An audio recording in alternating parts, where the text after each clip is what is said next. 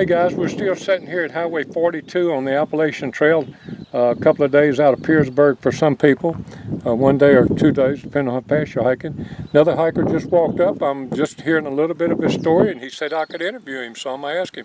Give me your trail name. Well, I'm Bucket List. Bucket List. Tell me a little. Gave me the name. You tell me a little bit about. They tried to name you all kind of other things, so tell me a little bit about that. Well, I had I'm not carrying poles, so they want to call me no poles, but that's a little too easy. I didn't want to go with that, and I'm missing the eye, so some of them were gonna tell me to wear an eye patch and call myself Captain blah blah blah, and I didn't want to go with that, so they were calling me by one of my only 2 shirts I wore for when as I rubber banded back and forth with a bunch of hikers. They just called me Bucket List, and then the name stuck, and before you knew it, 40 people were calling me Bucket List. Now the whole trail's calling me Bucket List. Now, when did you get that shirt? I got it at a Goodwill a couple days before I left for the trail. So you've been wearing it ever since? Yeah. Now, it's interesting that it didn't have Appalachian Trail listed as one of them. It's just a very ironic. Now, the real ironic thing is that I've never done the top one, but I've done the other 2. Oh, really? Really? You skydive? Yeah. And you swim with sharks? Yep. Well, you need to... Key Largo, I did some scuba diving and did out in the coral, and I had swam with sharks. Maybe we need to get some white paint and white number 4 AT on there. Well, it was just such an ironic shirt when I saw it. Yeah. Like, I gotta get this. It was $2 or something like that. And I like it. Where are you from, Bucket List? I'm from Connecticut. Okay. Connecticut, Hartford, Connecticut, well, Newington, Connecticut, and also Jacksonville, Florida. Tell me how long you've been thinking about doing this. 2009, the idea really came across. It's really when I kind of discovered the trail while I was in Connecticut. I lived in Connecticut. I didn't even know the trail I didn't even know it existed. I didn't know people walked 2,200 miles to do anything. So I did decide to go hike what was in Connecticut, and I was just so amazed by it. And I wanted to do more. I just have never been able to take this much time off to get to do it. And finally I got my opportunity, and I just seized it. So. Now, how did you get the opportunity? Did you have to quit a job? No, I didn't. I just been kind of, I busted my butt over a couple summers and a couple years to save up and enough money to invest it into something, and Good. It just ended up working out. Wow. So I've been doing my own thing for about over a year now, where I haven't had to answer to anyone, but it has required a lot of my attention still, and now it's finally at this opportunity where it doesn't require my hour. Good. Hey, are you proud every day when you get through hiking after a long day? You're damn right. Isn't that something? Yeah. About 3 days ago, I did my biggest challenge yet. I did 54 miles from Jenkins Shelter all the way to Pearisburg. In how many hours? 26. You know, it's amazing you say that, because 2 years ago we helped several people. He did 54 miles in 26 hours. That's amazing. Really? He did it up at the 4-state challenge. Yeah. That's what he did here. I don't know if now the problem with me having done it already is I don't know if I want to do that challenge now, because it is just one of those bucket list things. Well, I tell you what he told me now after he finished it. He called me and told me he did that. He said, but he didn't remember a thing about it. You get really delirious at night, and I happened to do it on a really rainy night, really windy, foggy. I mean, I had my headlamp on. It was 4 o'clock in the morning. I'm like, the light was actually making more harm than it was helping. So I just eventually turned it off and was using the moon and the fog and trying to make sure that I could see the white blazes on the trees to make sure I wasn't just walking off into the middle of nowhere. And then you get this delirium going on where you think you think bears or something's chasing out. Oh man! And then finally the sun comes up and you make yourself some coffee and you get back to it, and that's amazing. It was just an incredible feat. I'll never do it again, but I'm so happy. How long did you sleep after you did that? Believe it or not, I didn't even sleep when I got to Pearisburg. I met up with some other buddies of mine on the trail. Their names Cliffhanger, we got Galileo, I met up with my friend Pony Keg, just a bunch of other people, a lot of other people. But as soon as I met up with them, there was this really nice hostel. There's some Trail Magic gave us Angel Rest. That was it, right behind Food Lion. Sure. And some Trail Magic, they bought us the They bought us a night's stay there where we could tent in the back. So I ended up staying up till 1 o'clock in the morning that day, even though I got into town at noon. Wow. Hanging out with everyone, having a good old time. But you best believe I slept for 12 hours straight. Sure. Well into the afternoon. I didn't leave there until I pretty much had to the next day. Everyone had been up for hours. I just slept and slept and slept. How many good campsites do you pass in a day? Good?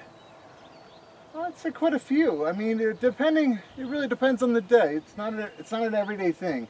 Now, are we talking campsites? No, they choose some Steph camp. Okay. You know, you're just Stealth walking camp. along and say, you know what, this would be a good place. You know, you definitely pass a few.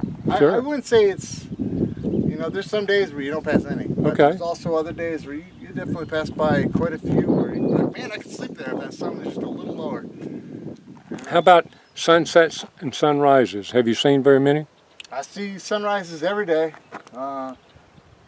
I try to be out as soon as the sun goes down, though. As soon as it's, you know, you definitely need your 8-9 hours out here. It's just very important, especially if you're doing a long day. If you're doing 20 miles.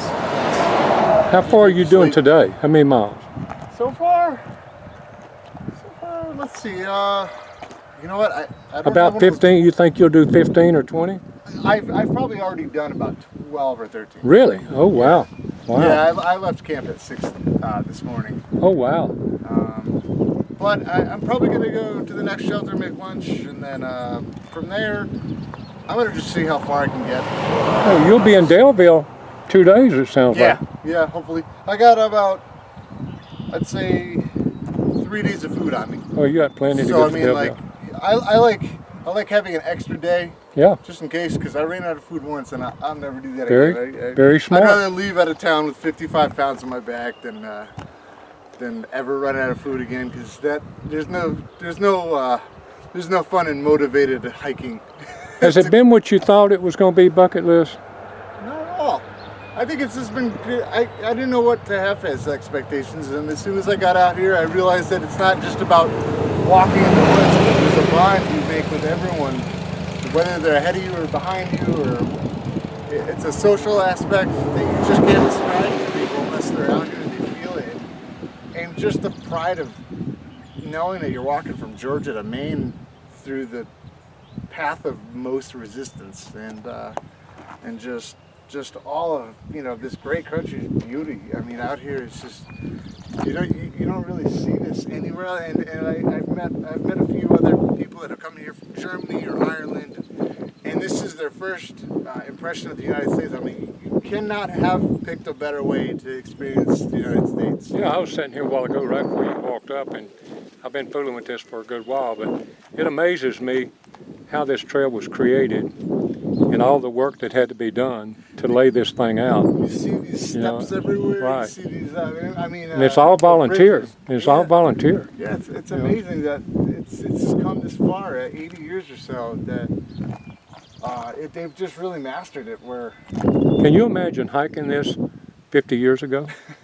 With the packs that they had to, you know, how much weight they had to carry? I try to keep it as old school as possible. I mean, I even keep it down to the old flip phone. And Yeah. no maps, no. But I mean, I'm talking about before phones. Yeah. Didn't even have a map of where they were going, more or less. They just was on the trail, you know. But I mean, that's one thing that I've noticed that has affected the trail as far as just a certain comfort levels. A lot of people with their smartphones, they have these gut hook apps and just those AWOL guides that literally, you know, will tell them that 1,100 feet up, and then there's a privy, and then there's water source from point 3, and then there's, you know, it's almost like a guide to your own success here. But at a certain level, it takes away the element of adventure. I agree with you.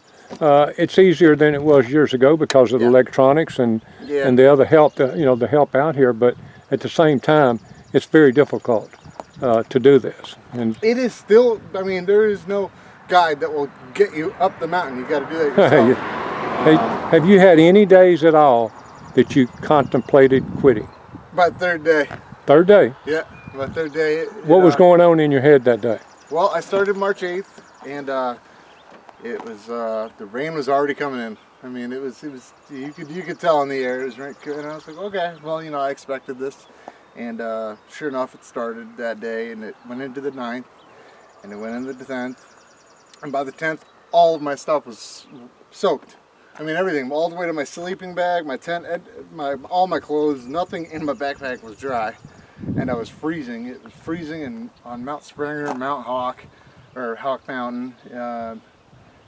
And, you know, I had run out of water at some point, and I'm just ironically being smashed in the face by water. And, and I was hungry, and I was out of shape, to be honest. And I didn't, I didn't exercise as much as I should have for this trip. But, you know, I just got to this point where I was just going up this mountain with this heavy backpack, and I brought all this stuff that I didn't need, that I hadn't ditched yet, and I was like, what am I doing out here? I thought of quitting, and I came across someone like you who was just down there. He had a soda waiting for me, a couple snacks, trail magic. It was my first time trail magic. It happened my 3rd day, and he just sat there talking to me, man. He shut up, man. Never quit on a bad day, he said. That's right. Never quit on a bad day. Just, you know, enjoy the soda, sit back. I got your water right here. You filled my bottles up, which I sweat a lot. Yeah. Even in freezing temperatures, I sweat a lot, so I need to drink a lot. That's good. Yeah, he changed my mind, and that was the last time, first and only time I thought I quit it. So you've gotten stronger. I can see that right now, Yeah. just the way you talk. Yeah, No. absolutely. I have absolutely no doubt this trip will not be completed. I have to break my femur. Okay. You know, I have to be helicoptered out of here. How do you think it's changed you already, thinking, you know, just about anything in life? Well, you know, there's the physical aspect. Obviously, you know, You've lost some weight. You've lost some weight. Yeah, got in shape. Got some trail legs now. But I'd say You think you have more confidence in accomplishing absolutely goals? that was something that I was just about to say. I believe that this is almost as important as college at a certain point, where this is something you have set your mind to. You have to finish, and I'm glad you said guys- that. I'm glad you said that. That's a good statement. I've never heard anybody say that. But I was sitting here contemplating some new questions to ask, and one of them would be, is this the biggest adventure in your life? this absolutely is. Okay. Now, in the last year, I traveled all through Southeast Asia, Okay. and you know, I went to Thailand, and I went all over Thailand with a couple of my buddies. They went home, and I decided that I wanted to go to Laos, and I hitchhiked all around the country and backpacked through there, and I went to Cambodia and Vietnam, and even bought a motorcycle and drove it to China. Wow. Yeah, Wow. But I would say that this actually tops that. That's whole amazing. experience. That's amazing. I'm so glad I got to get you on camera to say that, because the people that view this channel love to hear stories, and they love to know the information. They like information, and you've just shared some valuable information to people that are thinking about ever doing this. Yeah. Because you've done a lot of stuff. Yeah, absolutely. I absolutely. I've backpacked all across this country. Never extensively through wilderness like this. Okay. But I've been around where you know, I've backpacked through the desert in Arizona, through Death Valley, parts of the Sierra, Northern California, Montana. I followed the Salmon River to the Snake, and yeah, this is by far the most awesome thing I've ever done. Man, I'm not going to keep you much longer. I know you No, got it's fine. I like a lot of miles. A lot of miles. Right and off your back is. But yeah, I got you. I'll catch you up the trail again, hopefully, and see you again and continue our talk and maybe find out some more information from you. Anybody you want to say hello to, though, that may happen to watch this? My trail family. Good deal. Everyone that's helped make this possible, and my support system. I mean, I'd shout out their names, but there are just so many on this trail. Everyone 2019 through Hiker, you guys are awesome, and I love to support you, and I love that you can support me, and Good deal. everybody's just great out here. Good deal. And trail magic. Okay. God bless every step between here and Katahdin, and we're going to cut the camera off and talk a little more. All right. Cheers.